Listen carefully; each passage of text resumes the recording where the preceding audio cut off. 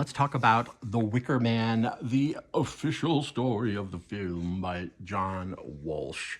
So, The Wicker Man is one of my favorite horror movies of all time. This book is really, really well done. Now, there are times when it can be a little bit repetitious because the author has chosen to let different people make the same point because he kind of goes through and talks to the different actors and behind the scenes people, writers, all the people involved with the Wicker Man.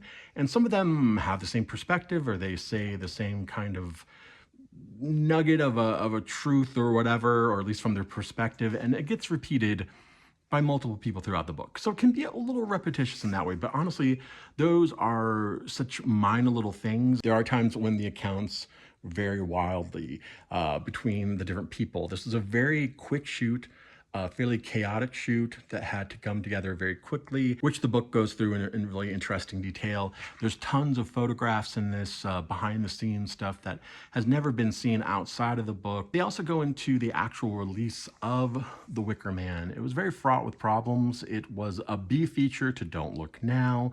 They had to cut it down. The director wasn't happy with that. And certainly the star, Christopher Lee, was very much not happy with it. And he remained incredibly proud of the Wicker Man his entire life. And I understand why. His performance as Lord Summer Isle is so amazing. I love Christopher Lee just in general. But seeing, kind of his love through the stories in this book about the movie was interesting as well. And it's a really layered, interesting film that is in the genre of folk horror and certainly had a huge effect on pretty much every kind of folk horror movie you can think of, including things like Midsummer. Plus, it's a musical. It has tons of fantastic music in it, and sort of hearing about how that came about was intriguing.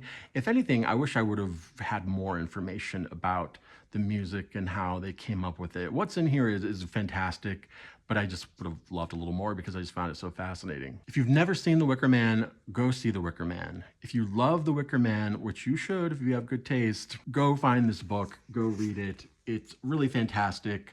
The Wicker Man, the official story of the film by John Walsh.